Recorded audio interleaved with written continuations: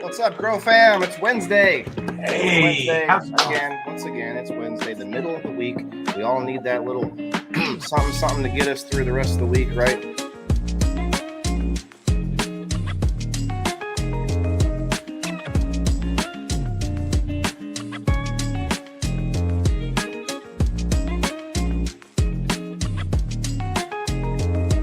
I don't know, but today's Wednesday. It's another Waylon Wednesday on Grow Fam.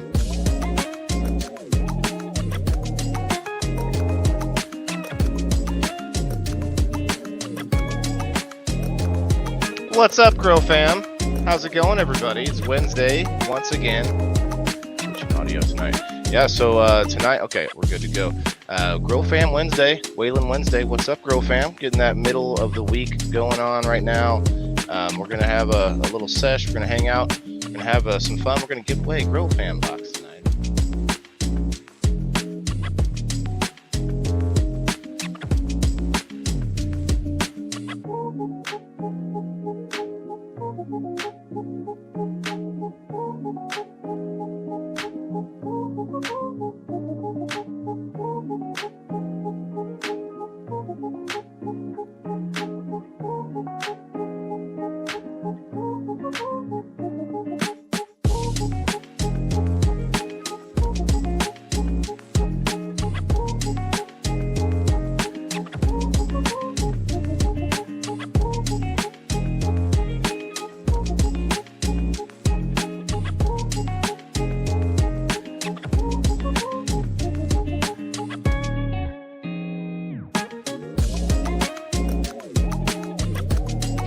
Hello, everybody, and welcome to Waylon Wednesday, powered by Grow Fam. All right, everybody, what's up? Welcome to Wednesday, everybody. Waylon Wednesday on Grow Fam.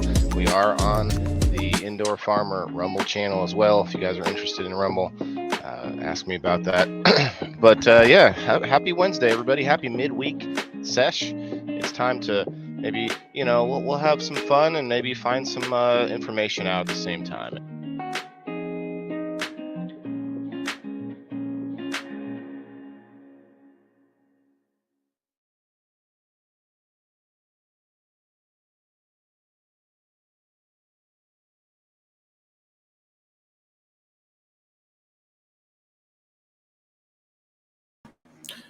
All right. Hello, everybody, and welcome to We Grow Wednesday, here powered by Grow Fam Homestead and yours truly, Waylon the Indoor Farmer.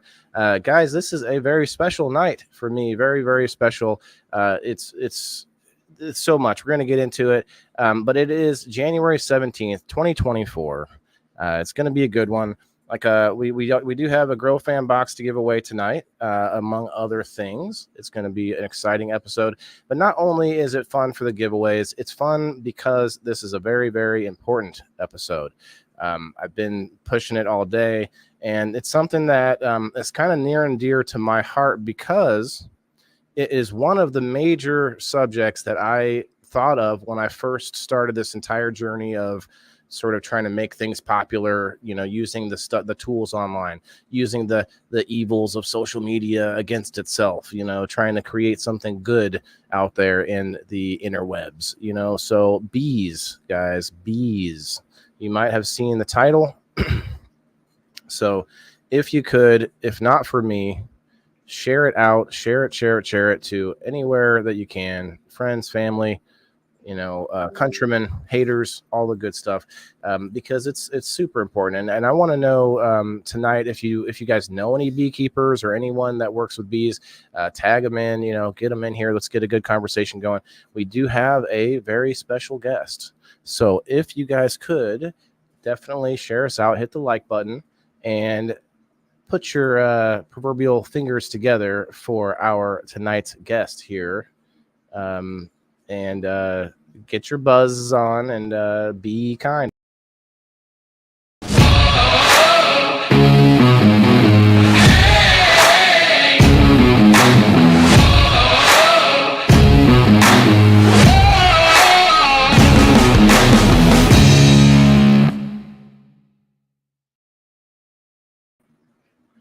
All right. What is up? We've got Luke here from Riverview Road Apiary, and we've just only known each other for a few weeks during the winter season, so it's kind of an awkward time to meet you. But you said something just before we started. We got a lot of things to go over, but you said the bee season. So it's something I don't think about a lot. It's the fact that it's a seasonal thing as well. They have their whole yearly cycle. So like I said, guys, definitely want to make sure this one's shared far and wide. Make sure you hit that like button.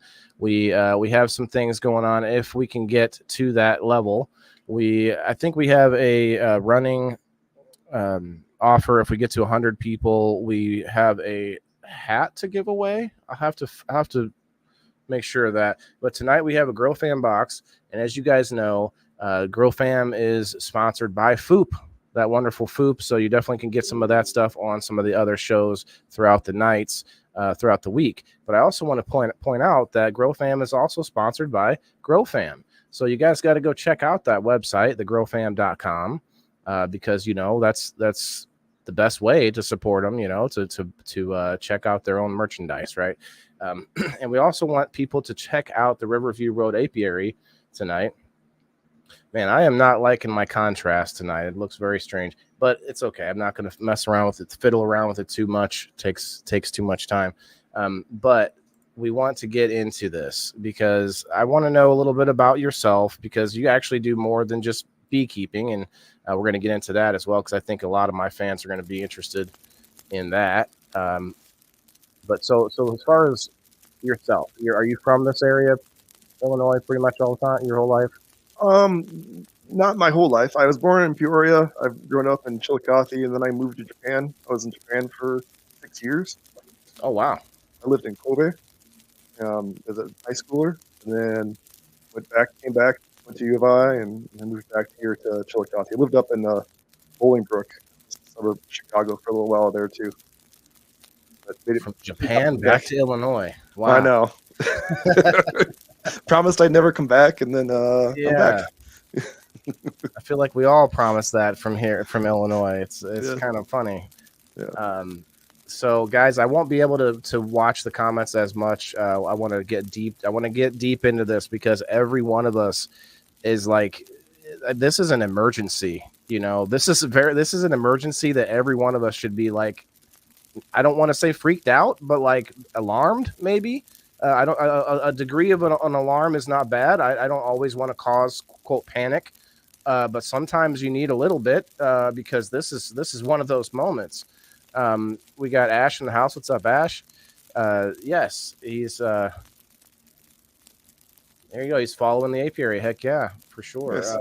So yeah, we want to see that number go up too, because I guess I might as well tease it. Let's get the hashtag out of the way, because I want to get into, meat and potatoes here. So let's get the giveaway thing on the screen so that you guys can get started.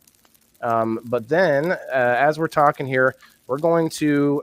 I told him that I wanted to get us a gift card, and Luke was nice enough to say that he would match it. So and plus something else. What was the other item that you said? 15% off for the website. No, okay. I thought it was. Oh yeah, Mayan Honey. I go and so this stuff right here. There's a apiary in Mexico, the Yucatan Peninsula. I go and work with. They're actually Mayans, honey, and they're beekeepers. It's Tajonal honey, so that's the flower. They're super nice guys. I go there every year. In fact, I'm going there pretty soon, actually. Um, and we go and talk and trade stories, and I help build stuff there too. So we built a water purification plant, college, some housing, some churches. I mean, basically the cement structures in the area that will stand up to hurricanes. Wow. So, I mean, that's that's a whole separate topic. That's pretty important as well. Yeah. All right, I want to share in we use a giveaway tool from StreamYard, and we're going to have that on the screen here with us. Here we go, guys. Let me find one that's more visible. There we go. That'll work. Wednesday fan box. Let's get that going. We got dreadful delights in the house. Yeah, you get some honey. Actually, guys, I had this whole this whole little couple sentences worked out. Like, all right, honey, let's go. You know, I don't know. I'm not gonna keep going with the bee. What is it? Not analogies, allegory. What's the term? Puns, bee puns. Bee puns. Yeah, that's good. Yeah. Let's be organic and let's talk about it. So that's some of the things that I wanted to get into. But first, I wanted to kind of get an idea more about you, as far as like when you got into beekeeping, that kind of thing. So I've been doing it for about 10 years, so just over a decade. I started with 2 hives like everybody does, and I'm up to about 40 of my own. And then I also do like a side hustle where people want bees, but they don't want to manage them. So they don't want to take care of them. There's a lot to know about bees, and there's a lot of people are busy. They still want bees, and you want your own honey. Like your own honey is one of the best things in the world. So anyway, so I will buy and set up the bees and take care of them for the year. So I have about 16 of those. I'll have 22 of those next year. So overall, I run about 62 hives. So kind of like, well, actually, it sounds like more than consulting. I mean, you're doing the running of the hive or management of it and all the work. I mean, do they get involved? Do they can be. I have a couple of them that love to be out there, and they bought suits and they follow me around and are learning some stuff. They stick around usually until they get stung a couple times, and they go, "All right, I'm done. I'm out." But and some of them just don't want anything to do with it. They just want to see the bees flying, and just they let them go. So and I do all that work. I'm annoyed with myself. I actually meant to during the monologue to go over some of those things because okay, well, we'll do it this way with Luke, because Luke, you might have some differing information. Sure. So guys, over 20,000 different species of bees on the planet. Over 20,000. 1 out of every 3 bites of food that you eat has been what was food that had to be pollinated. I'm being specific here because bees aren't the only thing that pollinate, but they are the majority. I mean, they do 90% of the work. But 1 out of 3 bites, you guys, are something that's pollinated, and 70 out of the top 100 crops, like food crops that we grow, are almost entirely pollinated by bees. It's crazy, the numbers. The 1 out of the 3 bites is something that's talked about a lot. It's technically okay, but that one's kind of iffy. But it's directionally correct, right? What are they just doing the math on pollinated? They're doing math on pollinated plants and saying, okay, this is largely what people eat, so this is good. There's all kinds of uses for honeybees too, right? Like, stuff we don't even think about, or in countries, right? There's some countries that Africanize bees, right? Elephants understand that bees sting and they don't like to be stung, so they'll use them for crop protection. Things like that, like just weird stuff that we don't even consider, right? Wow. So they line the crops with it.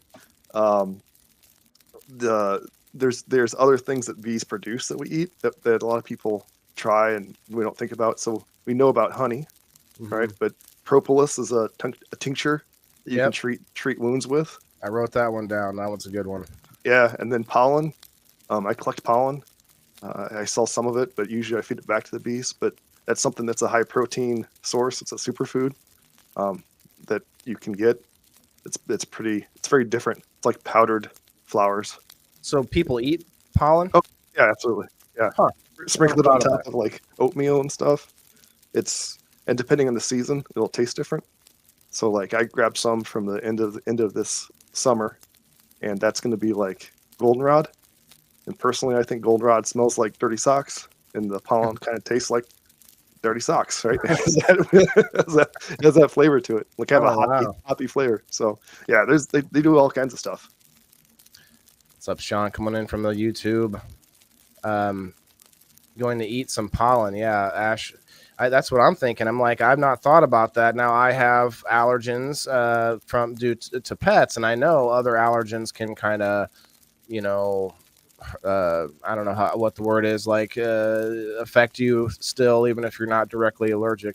But yeah, I looked into that and I saw the three things that you had mentioned. But then on top of that, we have beeswax, which everybody knows that gets used in things like skin topicals and other things, candles. Something called royal jelly, which I don't know what that is. Maybe you can tell me what that is. Bee pollen, bee bread. What's bee bread?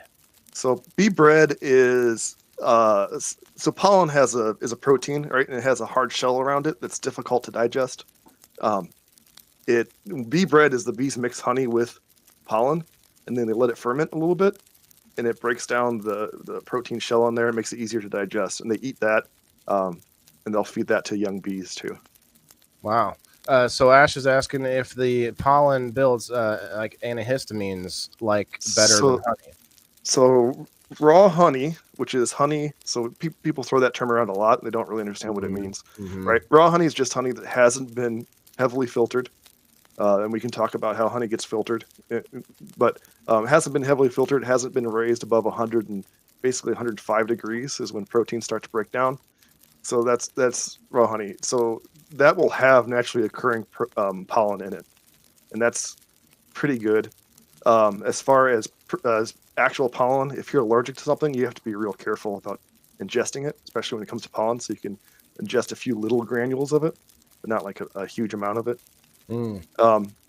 And does it build better? That's always up for debate. It's a different thing, I guess. It's a different thing. Yeah. Yeah. Okay. Yeah. And it's still like that's what actually builds a histamine reaction in honey too.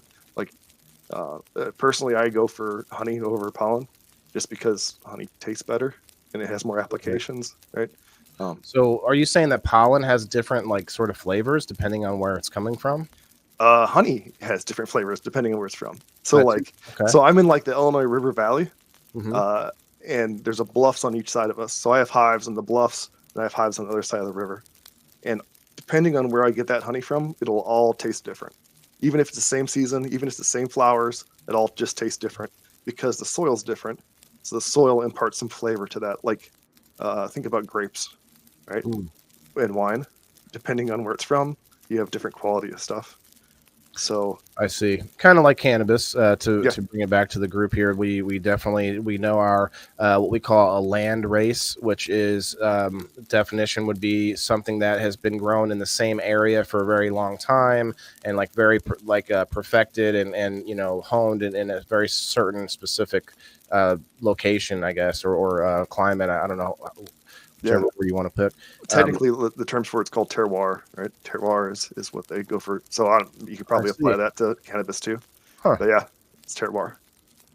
So there's this list. I've originally found three things, but then this list, I want. That's why I'm running them by you because I'm thinking some of these may or may not be a big thing. Like what's beehive air?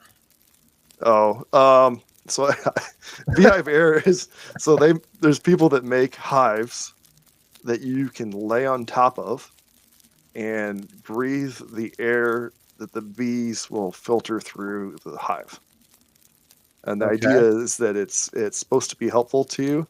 I actually haven't done it because you have to have a hive that's very specifically made for it, right?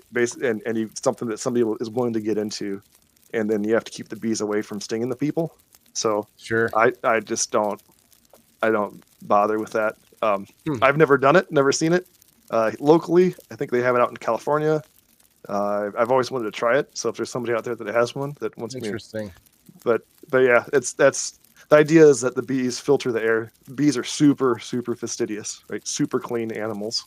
And they keep stuff in the hive super clean, and they have airflow through them, right? Airflow through the hive.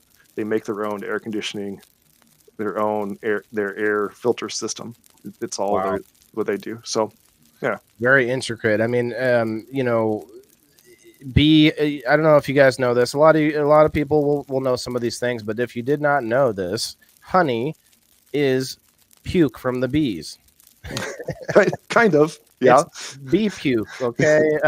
So what they do is they take the nectar into their stomach and they haul that back to the hive, and then that gets turned into the honey eventually. But it's just crazy because it's the only, and maybe you can tell me if I'm right about this, but it's the only insect that produces something for us to eat. That's true. Yeah. Not that we can't eat it. Now, that's another question I have. Like, what if you ate bees? Would the venom, because that's on the list too. Venom, where is it? Bee venom. Yep, bee venom therapy. Mm-hmm. Oh, therapy. No, I haven't heard that. So if I just ate a bee, would that venom then affect me in some way? Do you know? No, they would sting you before you swallowed it. So I'm married. My wife is actually allergic to bees, but she loves honey, and she got stung on the tongue a few years ago because I gave her a chunk of honeycomb. This is honeycomb. I don't know if you can see that, right? That's where honey sits in. So you can eat it out of the hive. It's fantastic, and she got stung on the tongue. Yeah. So technically, it helps with. I usually have old guys show up. They want to be stung like in areas with arthritis, and that's because it helps with arthritis. Wow. Pain. Yeah, but would you if you ate it, you'd probably get stung in the tongue before you got it down.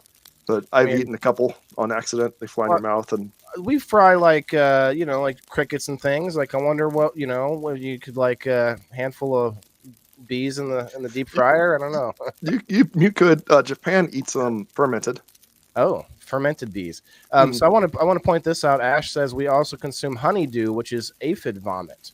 That's true. I've never heard that. So I've heard of honeydew, never heard of it as aphid vomit. I see Justin. Justin, hey, I need you to message me because you still have a win, and I couldn't connect with you on Messenger because I guess we're not friends, but I couldn't for some reason find you either. So if you could message me, I believe you won $25 off of the drizzledab.com website. Make sure you use code WTIF15 over there to get that discount on top of the $25. But yes, let me see where we're at on this hashtag. I'm also doing a spin wheel for anyone that has liked and shared. Now I wasn't able to keep up right away, but I did see Mama Rochi did. And the liking and sharing is going to be for a couple reasons. We want to get as many people to see this info as possible, and also we're going to use that for the gift card going to the website, and we're going to check out the website too here in a minute. We want to pull that out, but I want to also point out that you're giving out the honey from the Mayans. Honey, that's crazy. And you did both. All right, Heather, I got you. Mike, I got you. Jess, I got you. All right. Yeah, definitely get us some more likes, guys. Share it out. We want to get some fire behind this one. Okay, so let's talk about the honey real quick though. Honey, when you say it's puke, right? They actually have two stomachs. We don't.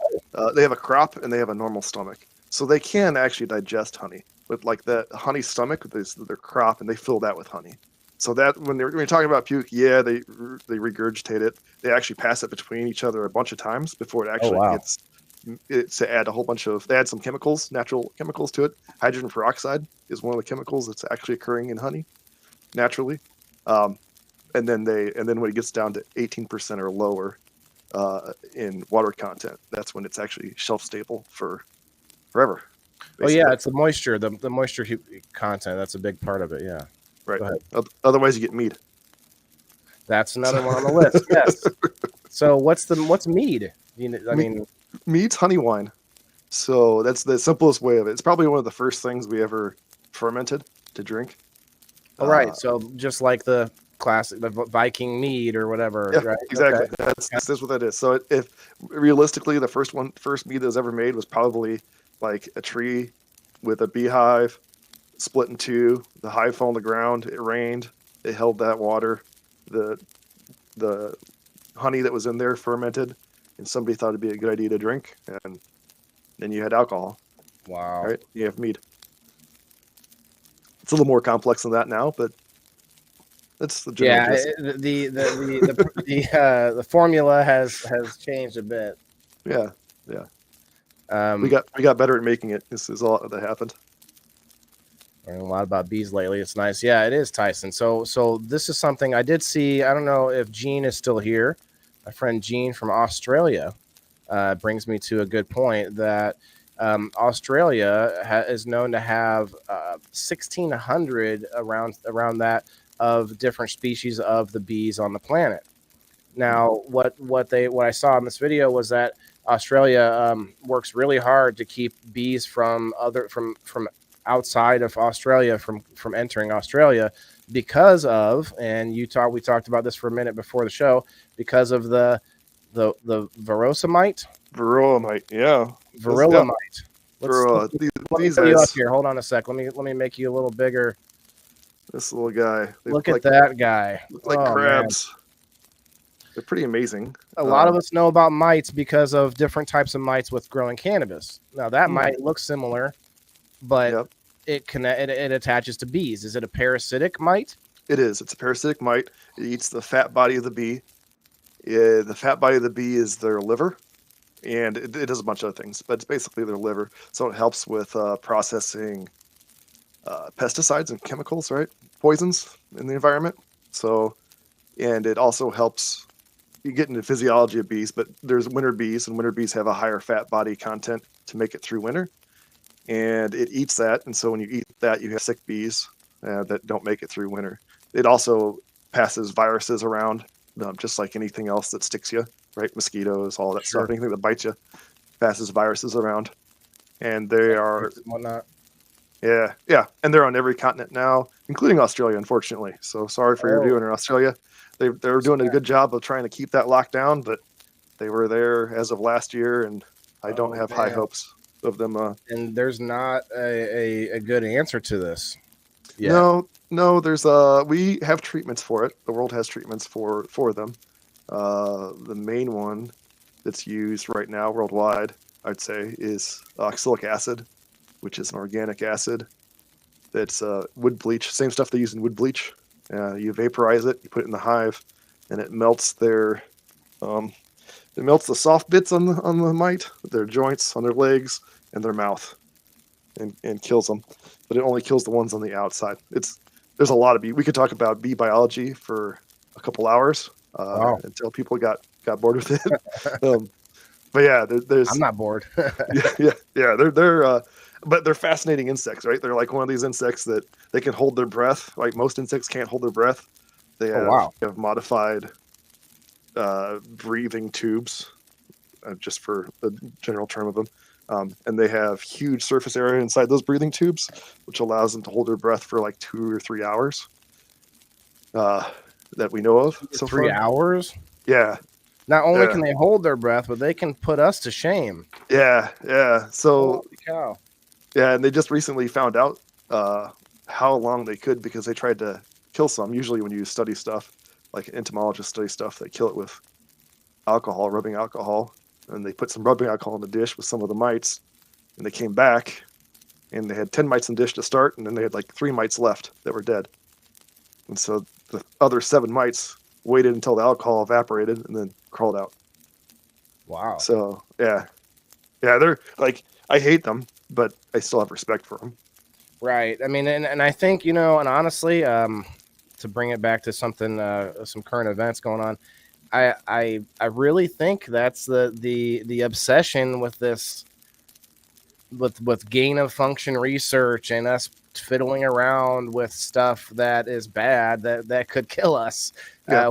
We're so fascinated with these organisms, viruses to name specifically, but we're so fascinated that we want to fiddle with them and see what we can do with them. And it's like just that fascination alone, just that curiosity is enough for us to, blow ourselves up trying to create a bomb or, whatever it is. Yeah, and actually, the history of the varroa mite, right? It came out of the Asia, like China, Asia area, and it's exactly to your point. We tried to crossbreed the European honeybee, which we know as a honeybee, and the Asian honeybee, which is slightly larger, but they're different species, so it wasn't going to work anyway. But the varroa mite, which grew up with the Asian honeybee, was like, hey, I can switch to a species that's never seen me before and doesn't know how to deal with me. Like, isn't that great? And so then they live rent free there, right? And so then they spread, and then because the bee business is like a multi-billion dollar industry, they spread bees throughout the world because we get them cheaper somewhere else. And they made it to the U.S. They made it worldwide about 1990. I think I want to say 96, 97, that time period. And bees aren't the only thing that's happening with all these different species that are being like sort of I don't know if displaced or spread to places that they don't have a natural predator. Yeah, absolutely. Things like that giant frog that's over in Australia and such. But bees are so, I mean, I would almost say, and I don't know if this is hyperbole, but bees are probably the most important organism that we have on the planet. I mean, obviously everything that breaks stuff down further than that, like, all of our funguses and all of our vermiculture is very important. But bees, man, like almost we would probably not survive without bees. Period. Yeah, I think we're humans, right? So we're incredibly, you're going to find a way. But it would be much harder, and our life wouldn't be as good. Certainly. Right. And there's lots of pollinators. Like bees actually, they do a lot. But the reason that we focus on them so much is because, one, we manage them, right? There's not other bee types that we usually manage. There's all kinds of species of bees. There's actually a stingless bee, a Mayan stingless bee that I go and see, and those they manage too. But they manage them for honey, so they get a lot of attention. But like bumblebees, there's a ton of bees. I think there's 250 species just in the Peoria area. Wow. Right? So that we don't know about, and most of them are solitary, and we don't pay attention to those pollinators. And it's all of our pollinators that are like in crisis. Okay. I don't know. Yeah, if like. So I like I said, when I was a kid, when I was a teenager, I was here for a while, just on summers. And when you drive through the back roads in the summers, and you'd hit just your windshield, right, just smeared with dead bugs of all kinds, right? You'd have to wash your car. That's called the windshield effect, and it's actually being studied by scientists. If you do it now, well, we're in winter, but if you do it now in the summer, it's nothing compared to what it was, right? And that's really just a reflection of how eco-diverse and how are our bugs doing. And our bugs are kind of our lowest denominator that everything sits on, right, in that food pyramid. And so all of our pollinators are in trouble. Our honeybees are actually in relatively good shape, but it's because they're so important to us as people that we're managing them. More so than non-honey producing pollinators. Absolutely. Absolutely. All right. And flowers and stuff require more than just honeybees to pollinate, right? So there's some flowers, the bees have a proboscis, a tongue on them. So we were talking before the show just about pot, right? And about how bees don't usually like pollinating they just don't like pollinating those plants. Like you can lock them in the room with them basically and be like, this is all you have, and they'll do it. But outside of that, they don't really like it. But there's other species of insect that will like it, right? And and we're out in the Peoria area. We're like the pumpkin capital of the world, right? There's a very specific bee that loves pollinating pumpkins and does a really good job of it up to like 100 yards, and then they fall off. And bees, honeybees, we use those because they go about 2 miles before they stop their pollination. So they're not as good, but they cover a larger area. So there's a trade-off there. There's so many questions. So do you think there are sort of factory farms for bees as well? Are there? Absolutely are. Oh yeah. I just went to the Bee Expo. There's a North American Honey Bee Expo. There's 3,000 beekeepers there. The largest of the beekeepers that I met had 20,000 hives. So a hive during like peak summer is like 80,000 bees. So to have 20,000 hives, yeah, there absolutely are guys that raise them and have huge commercial. They transport them across the U.S. And right now, they're actually should be heading out towards California for almonds. About like 90% of the United States bees go to California for almonds. They're shipped there. Is that going to be a typical bee? Is there like a general one that they would have all 20,000, or would they try different? Would they have different species in there? No, they're going to be all. They're all going to be the European honeybee, or the Okay. honeybee that you think. Like, so they move tons of hives out in that direction. Yeah. So would you say there's anything like as far as the factory farming side that we're losing? Because we talk a lot about it with the food side of things. The way that the bees are treated, I guess, because I saw that some people think that us confining them to these boxes is actually harmful to the whole process. So there's lots of people that have lots of opinions on it. I always encourage those guys to 100% go work with a beekeeper or go out to or get your own beehive and work the hives that way. I have some good friends that are vegan that wouldn't eat honey, and so I was like, hey, come out and see my operation. We'll go through hives together. We can take a look at it. Oh, right? I'm coming as soon as it's warm enough. and we'll suit up and go out there. They will eat my honey now. No, I'm not going to say that I'm like a normal beekeeper, right? There's other people that do stuff differently, but anytime that you commercialize an operation, you're going to change the way that approach to how that's done and the goals for what that is, right? A lot of commercial beekeepers, like the big guys, honey is a byproduct. They actually don't really want to deal with it that much. They want to they get paid off of pollinating plants. Oh, yeah. I see. So it's a byproduct almost. Yeah.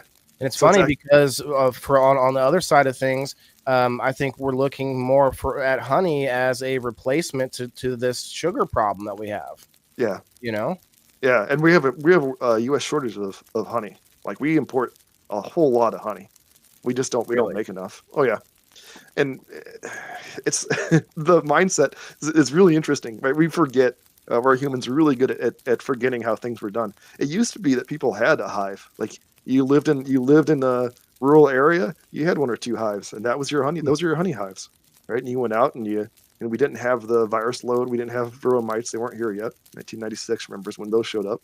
So you'd go out and you'd have your one or two hives. Those produced like 200 pounds of honey.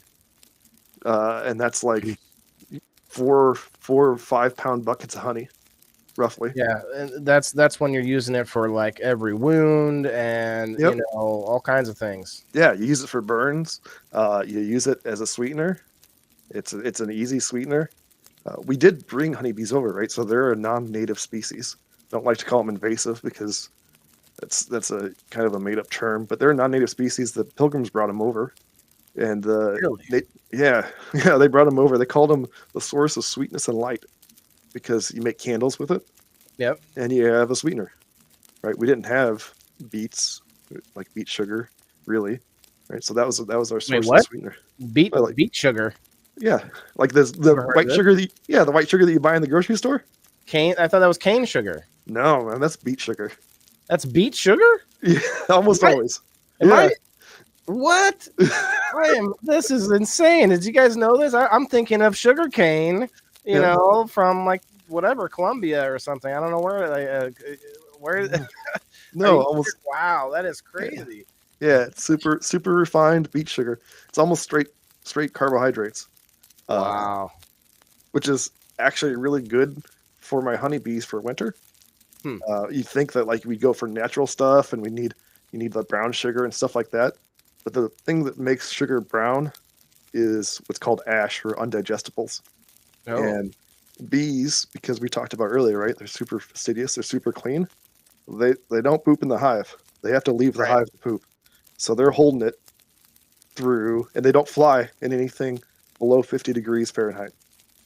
So they're going to hold it through all winter until it gets warm enough so they can go outside. And so if you have a bunch of undigestibles, right, fiber and things like that you can't digest, so you end up having to get rid of those somehow. Right. So then you end It's up not with as good. You get some backed up bees is what ends up happening. oh wow! I saw some designs of a beehive where they added this like a layer on the top so that they could separate and use their potty up there, and that way they like on warmer days in the wintertime. But that is crazy though that they hold they hold their business all the way through the winter. Yeah.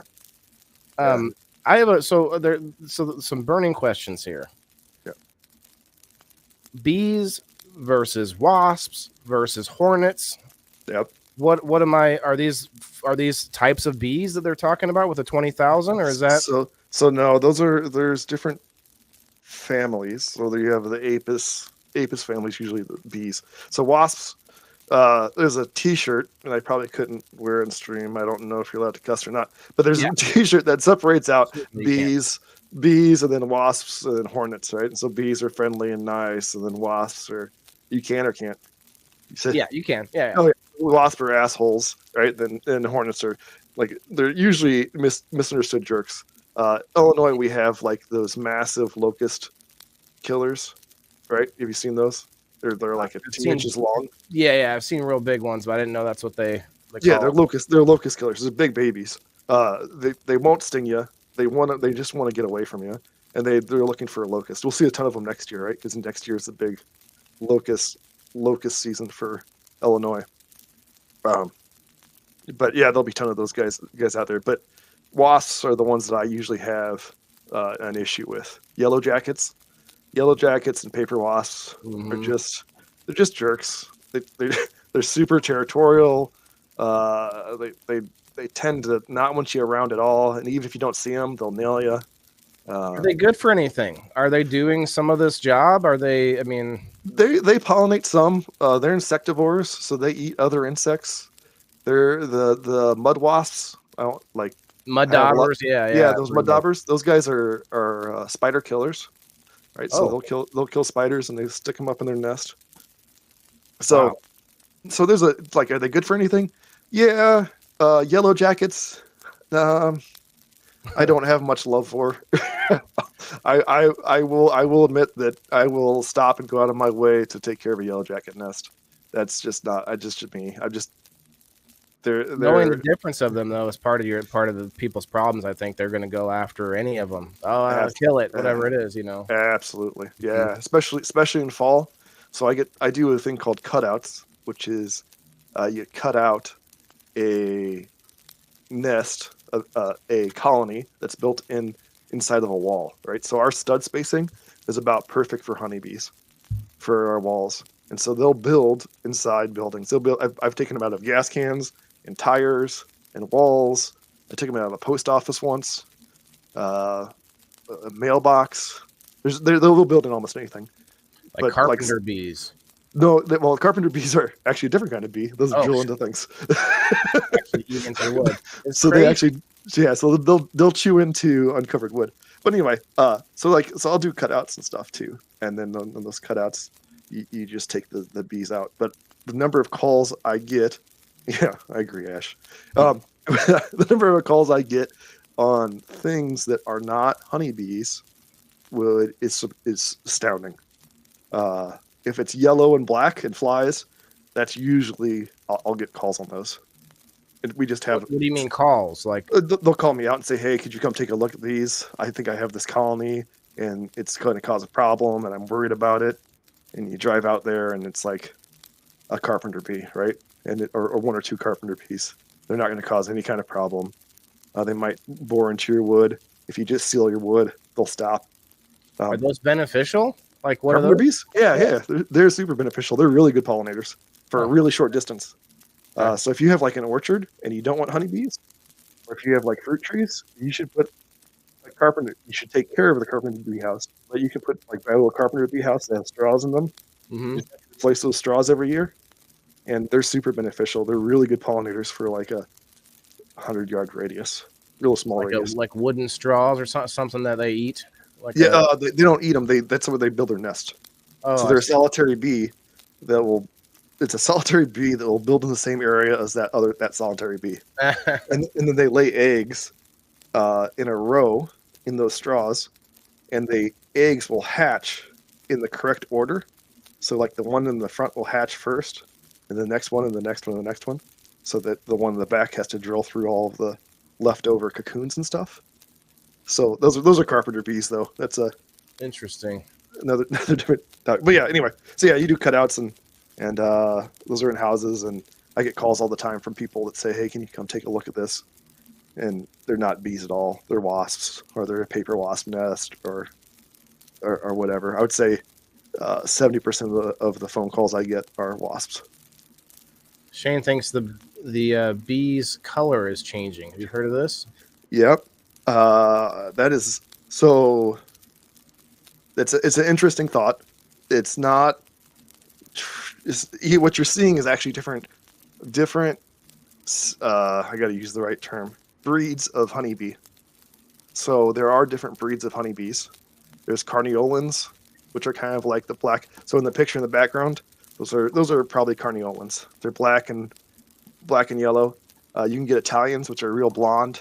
You can get Russians, which are real dark, almost black, completely black. I've seen a So darker, blacker one. Yeah. yeah, so there's all kinds of different breeds of honeybee, and those are different colors. So like what you're probably and let's and we'll go into some small hive beetles. Well, Eric, it all depends on where you're. So that's actually that's a beekeeper question. So you're probably down south. Mason bees are carpenter bees. Oh. So for the further south you go, you have different problems. So beekeeping is highly localized. Things that work for me here are not going to work for people like in Texas, right? In fact, I've got friends in Texas that are freaking out because it's freezing, and they're like, "What am I going to do about the bees?"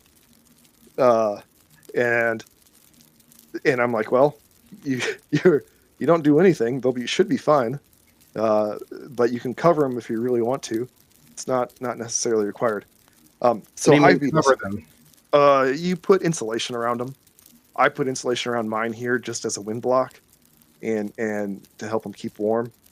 Realize the inside of that hive is going to be about 60 degrees to up to 95 degrees, depending on if there's brood available. Mm-hmm. So brood is like eggs, larva, pupa. The whole like set of all of it. Yeah, right. So they like to keep that. They keep the inside of that warm with their body actually. So that's when they're burning. We talked about they burn calories, right? Carbohydrates. You flex some of their muscles that are in the center portion of their body to create heat, and that's how they heat the hive through the winter. So wow. we have a furnace here. They have their own built-in furnace. But he's talking about small hive beetles. So small hive beetles is a little beetle that is they are in almost all hives all across the U.S. Usually bees will take care of small hive beetles themselves. Usually. A weak hive will succumb to small hive beetle. There's a bunch of ways that you can manage them. One of the easiest ways to manage them is a hive beetle trap. Which is like a plastic tray thing. I saw that. Yeah, and you fill it with like oil, and then the bees herd the hive beetles into the trays because the hive beetles try to hide. The bees can't sting the beetles because they're like a little armored tank thing. Mm-hmm. They'll drive them into that, and they drown and die. You got to be real careful when you remove it, though, because we talked about propolis earlier. Propolis is like bee glue. It's actually from tree sap, largely from cottonwoods. So anyway, they'll propolize that trap down, and then you try to take it out, and you spill it on the bees, and it's oil, and it immediately kills them because they can't move.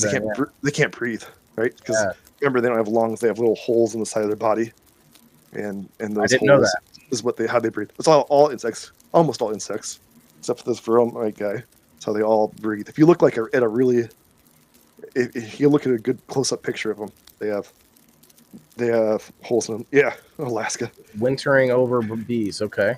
Yeah, so he's talking about the insulating them. So like when you're up in Alaska, they totally have to insulate those things. You can see YouTube videos on it. I watch those guys.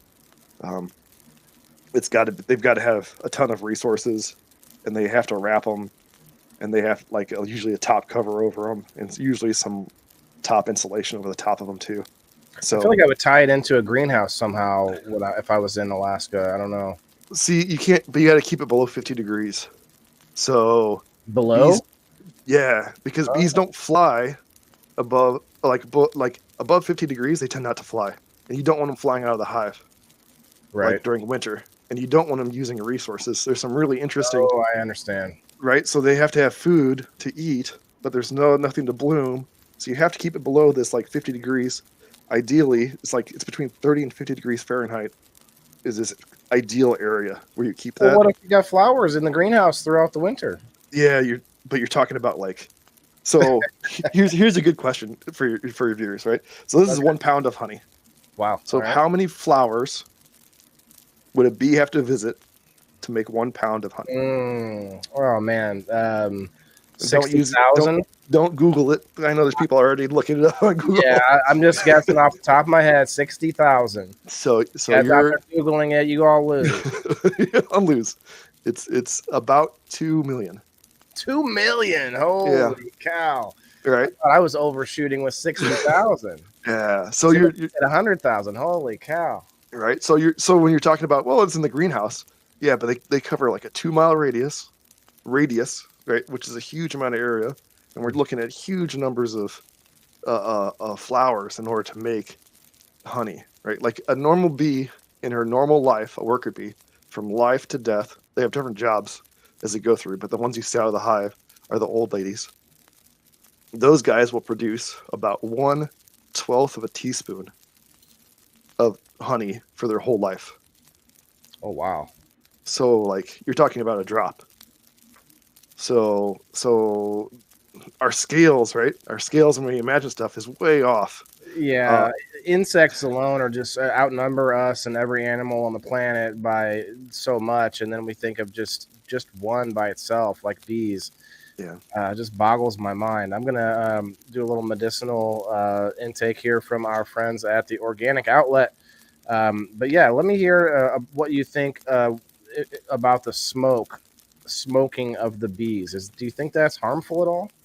it depends. Everything's a tool, right? We have tools in life, and smoke is a tool that you can use on your bees. I don't discourage it. If you are comfortable smoking your bees, it's fine. If you're comfortable not smoking your hives, that's fine. It depends on what you're trying to do. If you're trying to find each hive has a single queen. If you're specifically I'm getting smoked. Oh, sorry. if you're specifically trying to find a queen in there, right, then it's best not to smoke the hive. If you are if you're not and you're just looking to calm the hive down, then sure, you smoke. And you can use all kinds of smoke. I don't know of anybody that uses cannabis smoke. I was just gonna ask. Yeah, I don't know anybody, but I'm sure it's out there. I use pine chips, just like from woodworking and stuff. Pine chips for mine. There's people that use pine needles, coffee bags, like the big coffee bags that they carry coffee beans in. That one actually smells pretty good. The bag itself, okay. Yeah. So cardboard. If you use cardboard right, there's ways you can do that too. So what I heard was that the smoke, it sort of makes them docile because it interrupts their ability to communicate. Yeah. In which case they basically just shut down and sit still. They usually go get a belly full of honey or nectar, because if your house is burning, you're going to grab your valuables and go. Right. So it's the same thing with bees. They live in trees. The house is burning. Oh, Got to wow. quick grab the stuff and get ready to go. And then, it's not. All right, we're good. It passed through. Just hang out for a while. Yeah. Yeah. Wow. And it does. I've had hives I've had some really mean hives. I had one. Luckily, my whole career so far, I've had one hive that I had to put down. And that hive, if you could see the hive, so 50 yards away or so, you could see that hive, they were going to sting you. They didn't care. So it usually happens when, at least in our area, they talk about Africanized bees. These were not Africanized. I'd had them for multiple seasons. They were probably inbred. So after they get inbred a few times, this is just my theory. I'm not a scientist. I'm just a beekeeper. Like after they get inbred a couple times, they get kind of mean, and that hive I did have to put down. So and it didn't matter. It didn't matter if I used smoke on them or not. I couldn't. I'd smoke them if I opened the lid. I wouldn't be able to see out of my veil. I wouldn't. Yeah. Wow. I never thought about bees inbreeding because you think, well, it's just they have the single queen. I guess it has to do with how big the hive is. I mean, I don't know. The single queen, she'll leave the hive. We're going to get into some bee biology. Single queen. So the queen is in the hive, right? There's one queen. She stops doing her job, or she's getting old, or her pheromones were down, or the hive's going to swarm, which is how they reproduce. If they reproduce, they'll take the current queen. They take half the hive, roughly, a bunch of resources, and leave and go sit in a branch. And while they're sitting on that branch, they send out scouts, and the scouts go and find places to live. They can do some geometry in their head, and they're actually pretty good at math. So they'll sit in that branch. They'll find places to live. When they find a place to live that's deemed good enough, they vote, and after they get a consensus, they will move to that place and live. So that's how they swarm. So when you see a group of bees on a branch, looks like a football or a basketball size, that's a swarm. That's just bees reproducing. So that's one way the queen goes. The other way is if the queen stops producing, they'll kill her. They're like, hey, you're supposed to be laying eggs. The whole mentality is towards the hive. So you're supposed to be laying eggs. You're not laying eggs. You're out. What is this? You haven't produced nothing all week. Yeah, exactly. Wow. Right. The killer. Wow.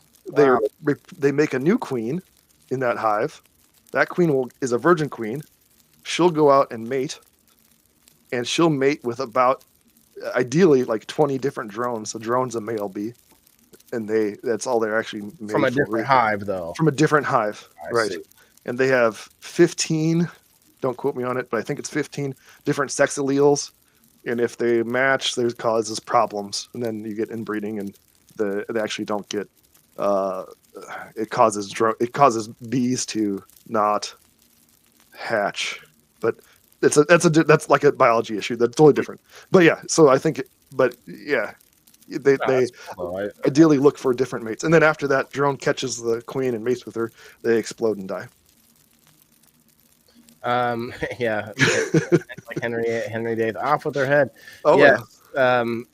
Guys, real quick, this is I'm loving this. I really appreciate you coming in, Luke. But I want to see I want to see some numbers, man. I want to see us blow this house up. Let's get some likes and shares, guys. I do have a wheel going on the side for the next giveaway after the Grow Fam box. I have 3, 6, 7, 8 people on it right now. All you have to do is hit the like button, share the video out, and let me know you did so in the comments. I also want to see get some shares, or not shares, get some follows on the Riverview Road Apiary. Also, there is a discount code. You said until when? Sunday. That's when I have to leave the country, so I don't want you guys getting discounts, and I have to shut down. I stopped the website for when I'm there. Yeah, much easier. Yeah, I can understand. So till Sunday, and I don't remember what you said it was. I think it's Games and Bees. Games and Bees. Games and Bees. With an N in the middle. Yeah. And Games and Bees. And the reason that's the code, it's 15% off. And we're going to pull up your website, which is, well, actually, what's the website while we're... Riverview Road Apiary. Apiary is APIARY.com. And I'm making some more honey available. I have some honey. I usually keep a stash of it, but because we're on the show, I'll be updating it and making some more honey available for viewers and stuff, so they can order it. Let me make sure this is it. Yeah. Okay. Established in 2014. Yep. I found it. Okay. So the discount code until Sunday, and then he's leaving the country, which is awesome. And we're going to pull the website up here. Stop this. But if you liked and shared, let me know, and I'll put you on this wheel because he's giving away a pound of the Mayan honey, and also we're going to do a gift card. If he's going to match, we're gonna match each other on it. So I'm gonna say $10 unless we can get up to 100 people, and then $20, which will make it a $40 gift card, gift code, I guess. So if we can get up to that 100 people mark, not only will we also give out a hat, I believe, which I still didn't send a message. I'm pretty sure there was a memo put out that we can give out a Grow Fam hat if we can get to 100 people. Ash or Dreadful, if you're in the house, please let me know. I'll send a message out real quick but yes, let's share it out, tag some friends. Let's see, did I pull up the that's not what I meant to pull up. Let's pull up the website.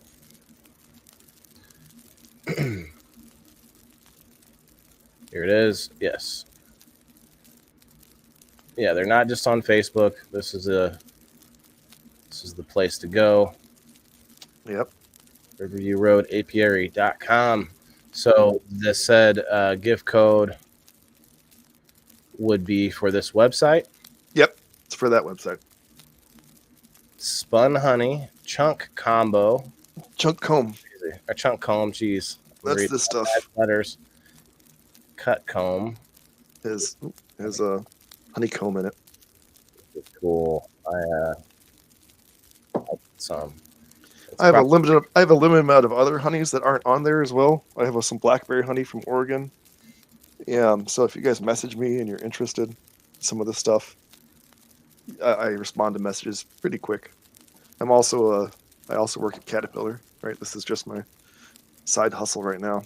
So the honeybee stewardship. Yeah, that's the one we were talking about earlier. For people that are local that want bees in their property, they would like for me to manage them. So not only consulting, but he would come and actually manage them. Now, I have a pretty wide audience here, so obviously you'd have to be somewhere locally within, I'm guessing, a certain number of miles. Yeah, the furthest I go right now is about 30 miles outside of Peoria. Beeswax candles.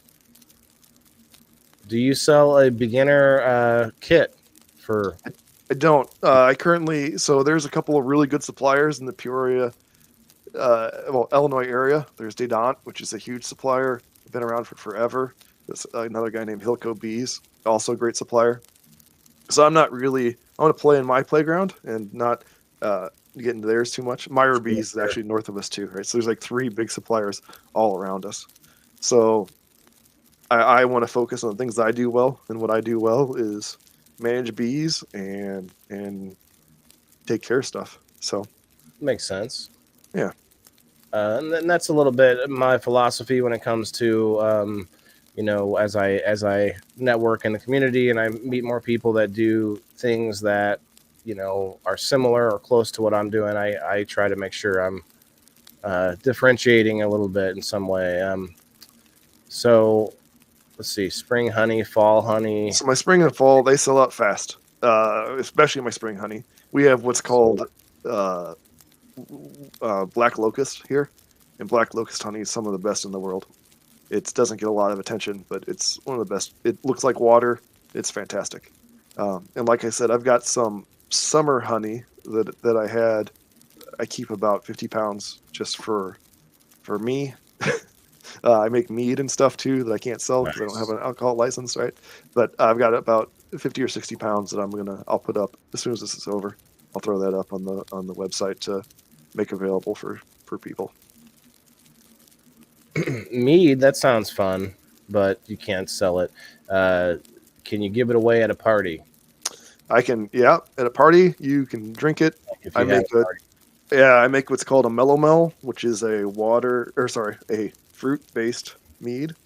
So mellow like I can make a pineapple mellow. That one's really, really good. There's lots of recipes out there for mead. Mellow? Yep. Just a fruit-based mead. So like straight mead would just be water and honey and yeast. and then like a melomel was going to be like pineapple juice or blueberries, or there's all kinds of fruits you can throw in mead that works really Speaking well. of blueberries, if you like blueberries, you better be concerned about the bees. Yeah, almost. Tomatoes might go extinct without a certain type of bee that loves tomatoes. And Yeah. guys, get on the wheel here. Let's share it out. Hit the like button. Let me know you did so. We'll get you on the wheel for the gift card or the gift code to the riverviewroadapiary.com. And we got this Grow Fan box we're about to give away here. I guess we're over the hour mark now, so might as well go back to that real quick. Yeah, it's been awesome. I actually have learned a lot, and I really appreciate it. I hope everybody else has as well. Yeah, I love talking about bees. So anytime you want to talk about bees, let me know. We'll have you come out to the apiary and check things out. Yes, I actually I think it could definitely be an ongoing thing because I don't think there'll ever be a time, at least in my lifetime, where it won't be something to be talked about. And even if it's not a quote endangered or some kind of a negative issue, they're still important among gardening and growing and all the sustainability talk that I do already. So it's something that I think I want to get into because I call myself the indoor farmer as a generic term, like the average person that tries to grow indoors. But I do really want to grow outside. I just don't happen to have a great outside space for it. Sure. For now. But I think even going forward, when I have ground outside to do so, I will do things outside. But also, I will always be doing things inside throughout off season. At nighttime. Heck, I mean, even in the summer, I could be growing. At night rather than, and then also during the day outside. So there's a lot to it. But with bees, I think I'm always going to be interested to make sure I have some pollinators around.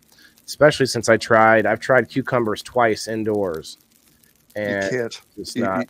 you can. You got to pollinate them by brush if you do that. But I used a Q-tip, but it wasn't yeah, great. brush is a better way to do it, and it just doesn't work out well. Lots of people ask like, well, what can I do, right? What can I do with my pollinators? I feel I got no property, I got nothing I can do. What can I do? You can have, if you have just a small area of grass on the ground, like it doesn't even have to be like a 4 by 4 foot area, right? Little tiny patch. And you could plant that in clover or flowers of some kind. You'd be shocked at the number of pollinators that'll come by. I planted a bunch of cosmos on kind of not accident, but I just wanted to see what would happen if I planted a bunch of cosmos in a little patch of ground and watered them, every couple days.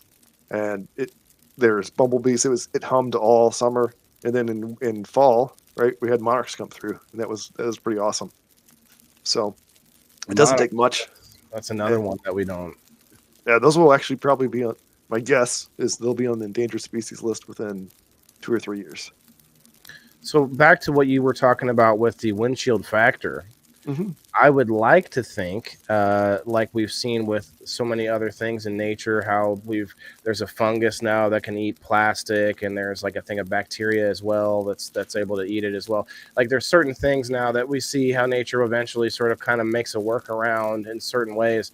And with bees specifically, bees are pretty smart, like we've talked about already. Do you think there's a chance that insects are just figuring out that maybe they should stay away from the highway a little bit more? Man, I wish they were that smart. I don't think so. We dose our stuff in so many insecticides and pesticides and fungicides now that we're starting to see the impacts of stuff. Yeah, insects are not able to function like they should be able to, even if they're not killed per se. They are. Yeah, like for instance, right? Europe has banned the use of what's called neonicotinoids. So a nicotine-based drug that's actually coated on the seed, and then it actually gets spread throughout the plant, including in the pollen. And it's because it was having an impact on their pollinators. And it's a nicotine based insecticide, right? So when you have something smart like a honeybee, and it can get a nicotine high off of going to this flower, right? It's going to come back and what ends up happening is that in low doses, it's not that hard. It's not that bad for bees. In high doses, so for instance, if you have a social insect that brings a bunch of it back in one location and concentrates it, right? All of a sudden, it's toxic, and so then you have a collapsed hive. And if they're sick because they got might sucking their livers out of them, and it's just a combination of stuff. You get so many stressors that they don't work well. I mean, we all just went through like the holidays, right? How many people got sick from that just because you're stressed out? You're all over the place, right? Eating right, yeah. Yeah, you're not eating right. Yeah, exactly. So bees are the same way. So yeah, I wish it was like, oh yeah, they just figured out they're not supposed to be by highways. Yeah, it's just not. That's not the case. I just think there might be something like how the fact that insects are very attuned to smell, pheromone, and our cars just reek, of what, oil and gas, right? Right. So, I mean, there's a chance that maybe that creates sort of like this lane of smell. It'd be more likely that it's like a pressure, like it's a predator, right? And as you get a higher pressures on some things, their population declines, right? But then they get the other variants come out, right, where they don't go on roads or something like that, or go underneath. Yeah. But the reality of it is that the windshield effect is just something that they're studying as a side thing. They do local trapping and stuff of insects, and they do counts of it. Right. That's what I was wondering. And those numbers are really far down. That's better. I feel like that's better than necessarily just looking at our windshield, But yeah. But yeah, that's good that we have at least another way of testing it. We have a close eye, science, right? And people have a close eye on what the heck is going on, and we generally know what's going on. But oftentimes, lobbying and things like that can change how we respond to those things. Yeah, and I've talked about this before, how the label of quote organic on a lot of our stuff in the store is really just a gimmick that you pay for. Kind of like I was so heartbroken, I don't know why, when I found out that the Better Business Bureau is just a thing that you pay for. You pay, to be in it. Yeah, I mean, okay. You probably do have to stay within some kind of parameters once you're in there, but it is sort of like it's a club that you pay for that label, and it's similar to organic, and you could have within the lines and within the parameters, but still be having non-organic crops nearby. And the wind is the wind. I mean, you're spraying pesticides into the wind, like it travels. So what's funny is that's a great point. So honey. You'll go to the stores, grocery stores, and you see organic honey. There actually is no regulation in the United States whatsoever on organic honey. So I live in Illinois. I live around cornfields. We have soybean and corn all around us, right? And you have people that are growing other stuff that are putting stuff on anything, any use. You got kind of muffled there. Oh, sorry. So, and we live in Illinois, which has soybeans and stuff all around us. I can technically still put organic on my honey because there is no regulations for organic in honey. It's not anywhere. Interesting, right? Loophole there. Yeah, so there are places. I'm not going to say that there's nowhere that it has organic honey. There are beekeepers in Montana that swear by it. I'm sure you have somebody in Alaska. I'm sure that they may be able to call it that. I went to Cuba, the country, for a beekeeping trip to go see how they're doing things, to see maybe if I could learn something from them. And I did. They can't afford pesticides, so technically their honey is organic. Right? And then the other thing is that we haven't even talked about is that beeswax, which is what the bees make in their hive, right? It's their structure of their hive. That's a fat-soluble product. And that means that pesticides that are fat soluble will get into that beeswax, and not only pesticides, but things bonds. Is that what you mean by fat soluble? It bonds too. Okay. Yeah, and is stored within. But with the things we talked about, the bromites, things that we use to kill these guys, also is a miticide, and some of the miticides that we use that we've made as humans, and they stay within the wax, so it's stuck in the wax.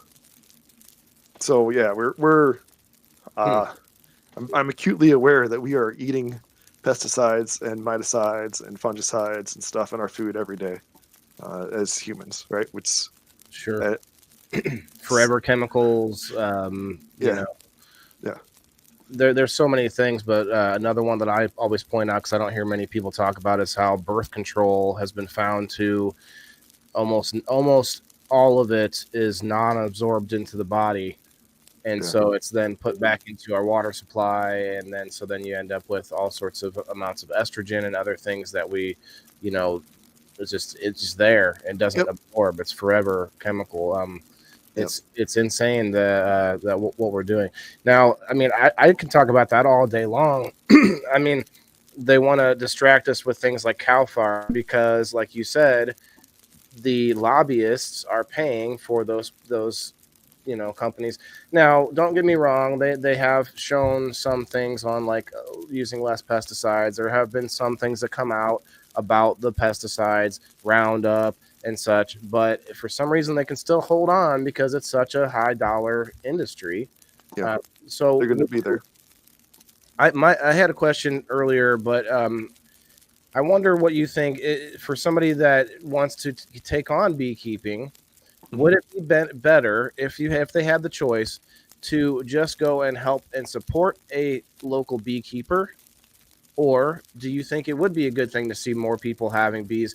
I mean, with things such as the mite and other stuff that's not such an easy thing to deal with as we used to have bees in our backyard and whatnot. You know what I'm Right. saying? So, Yeah. what do you think? Yes.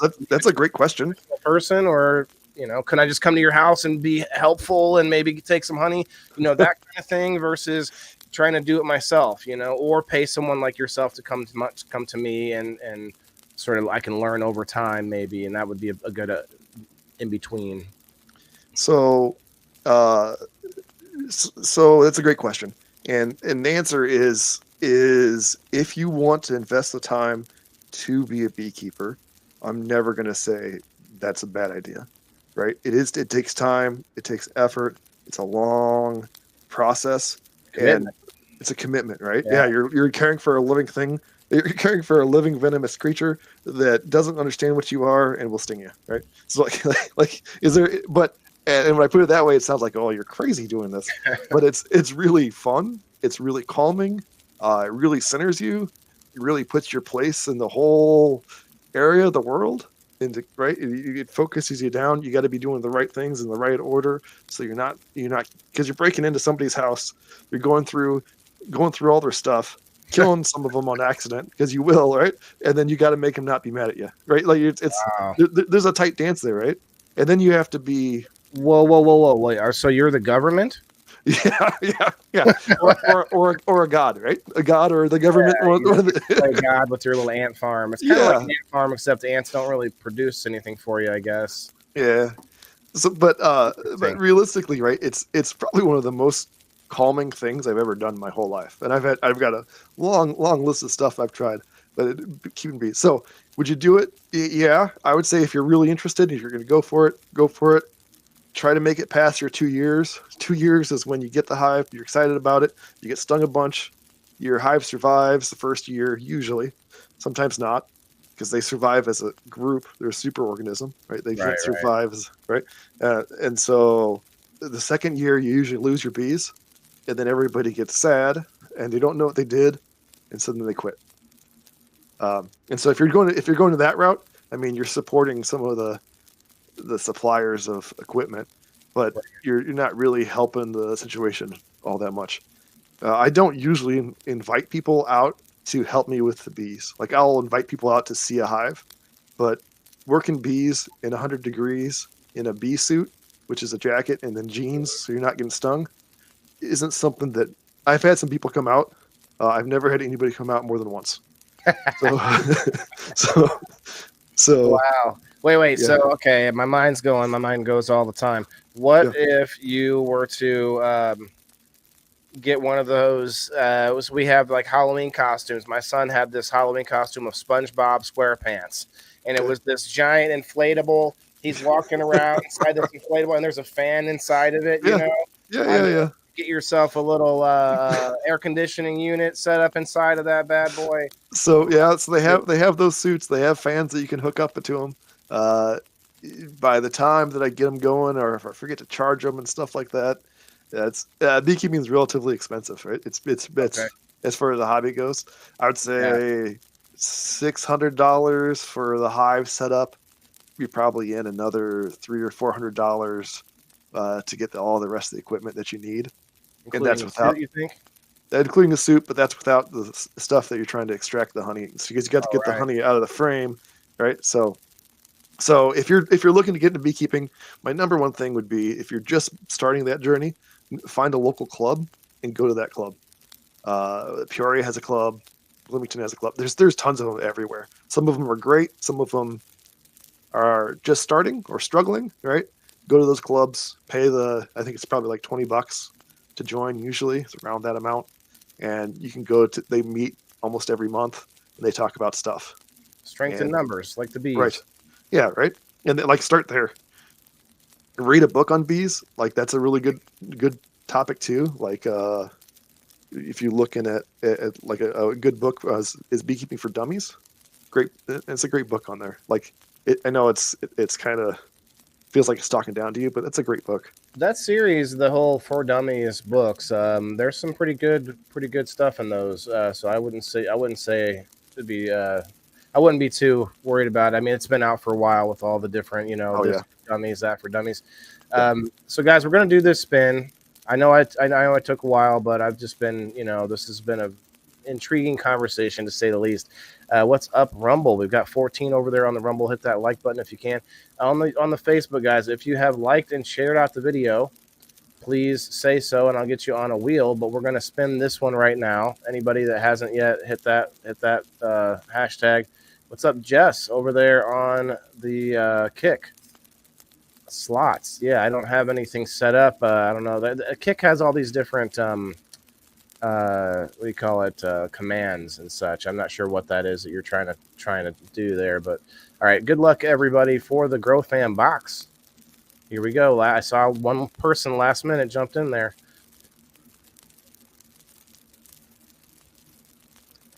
Hit that like and share button. We got another giveaway to do, actually two more. Ronaldo Toledo. I know he was in here not too long ago. Remember no tagging the winner unless they're in my locals community. Congrats, 505. Yeah, it's okay. I'm jumping around. Okay, Jess, I hear you. Is that Jess Rosebud? Who is that? What's Jess over there? Liked and shared, Pepper. I got you on there. Ronaldo, I see you, bro. I see you from the 505 coming in hot. All right. Pepper. Let me get Pepper in there. All right, cool. Congrats, Ronaldo. I will let Sir Steve-O know, unless he happens to be listening. All right. Oh, let me know if I bumped my mic a couple times, so let me know if the audio messed up or not. But yeah, so guys, something I didn't really talk about too much, and this is kind of exciting on a whole different level. Is Luke does he makes board games. He builds his own board games as a whole nother side gig. So what you say, you work for Caterpillar, and then you yep. do beekeeping on the side, which is like a whole commitment in itself.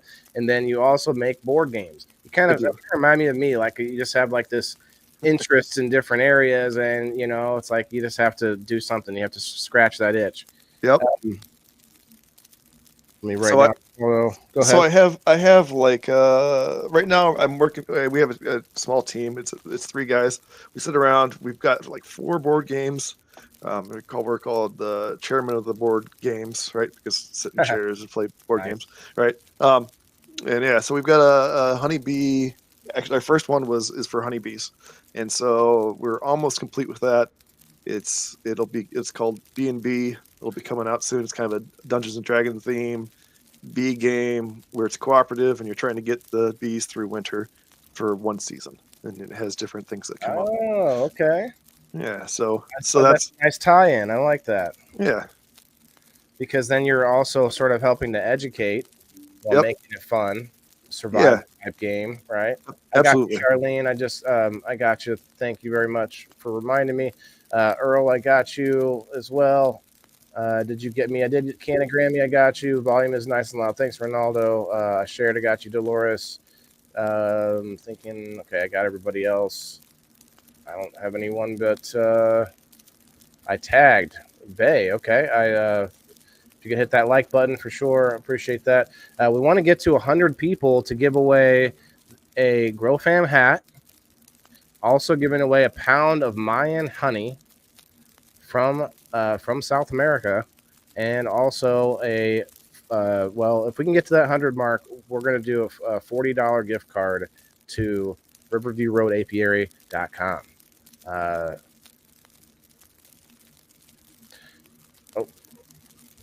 Mike turned a little bit. I'm afraid to touch it. All right, keep going on the wheel here. So, is there anything? So we talked about this a little bit, I think, offline. Cannabis with bees. I think you mentioned earlier how you basically have to force it to happen. Yeah, you have to force it to happen. That's if you leave them in a room with nothing else to get forage on, then they'll do that. There is, if you guys look around, there'll be like this in Nepal. They harvest a thing called mad honey, which is highly like I believe it's a hallucinogen. It may just be yeah. So it's the bees forage on a local flower that produces pretty it's either hallucinogen or just makes you drunk. But it doesn't take very much to do it. It's just small bites of it, and they harvest it as part of a religious ceremonies and stuff. But yes, but the other thing you can do that I can't do technically is that you can always infuse honey with things. So honey with cinnamon, honey with whatever, and it usually will does a good job of covering up bitter tastes. So I could see that being done. I know there's people out there that do it. In order to do that in Illinois, you have to have a certified kitchen, and you have to have some you have to jump through a lot of hoops. I am working on some hot sauces, so I've got some hot sauces back here. I've got a peach habanero and a Caribbean jerk, and then a garlic habanero. So that's kind of a turn. Like, does it involve honey? It is. It's a honey. It's a hot honey. Those are in the works. Those will be out. I'm hoping this next year. So I'm working with a guy that does hot sauces, grows his own peppers. So I'm working with him to grow peppers, and then we'll put the bees on those peppers, and we'll also use them to make those hot sauces. So that's happening. It's just one of those things on the back burner. Wow. So I was thinking of how they've been able to get bees to pollinate with cannabis because of the properties of the honey. Then has some of the medicinal properties of like CBD and such. Mm-hmm. But to your point, like I never thought about it until now. Which I know one of my sponsors on game night, Top Shelf Terps. Shouts out to Andy. He does this already. He infuses the honey. And you can infuse it with whatever. I mean, whether that's medicinal or psychoactive or not. Yep. But I'm sure it's done. I don't like I said, I don't do it right now. It's just the certified kitchen portion of it's too many hoops to jump through. So I've also heard of the it's kind of a little bit of a change of subject, but in South America, there's a wasp that has a venom, supposedly has anti-cancer properties. Yeah. And it's interesting, because we're taking things like venom and we're finding out, medicinal aspects to it, Oh yeah, the arthritis one is actually proven for honeybees. Yeah, I've not heard of that. Oh yeah, that one's and I actually have like arthritis that runs in my family, and so like I'm getting up there in age, but so I had a little bit of it, uh, and now that it's off season, it's aching more than it should be. And I'm like, oh, it won't be long. I'll be getting stung again.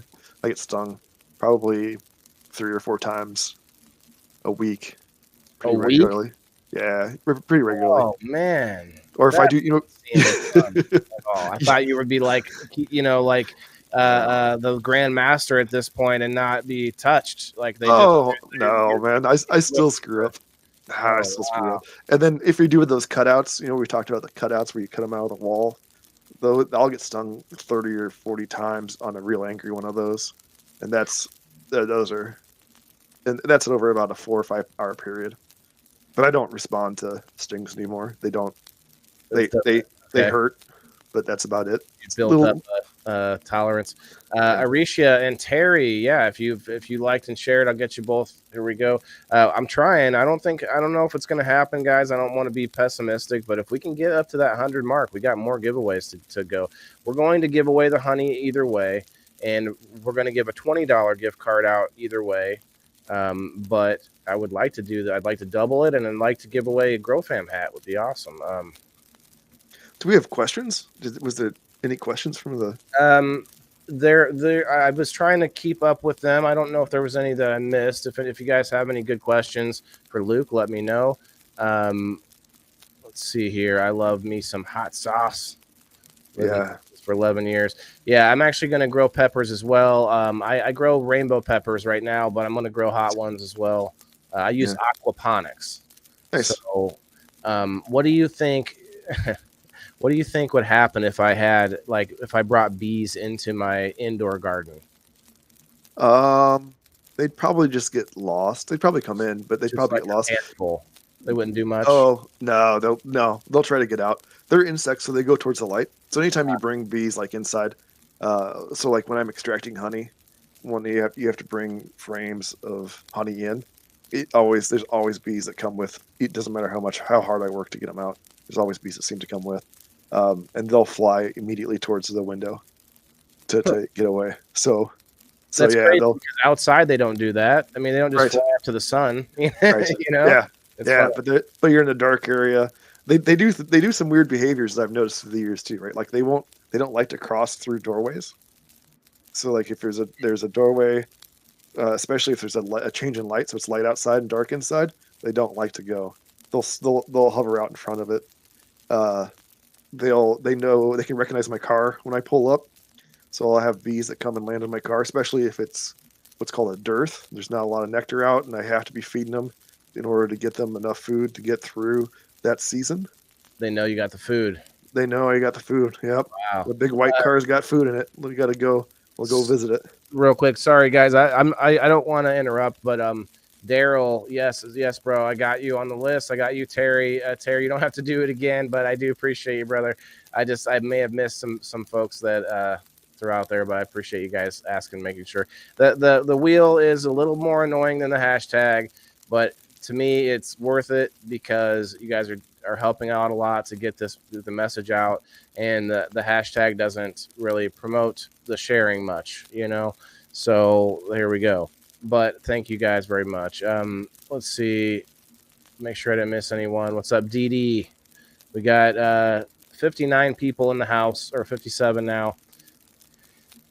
If we can get 40 more people, which it looks like it's not looking good. So we're at an hour and a half mark, guys. We're going to give it till that 2 hour mark. And then we're going to, just a little bit, maybe 5-10 minutes before the 2 hour mark. And that way we can wrap up about that time and get our friend Luke out of here. I appreciate your time, my friend.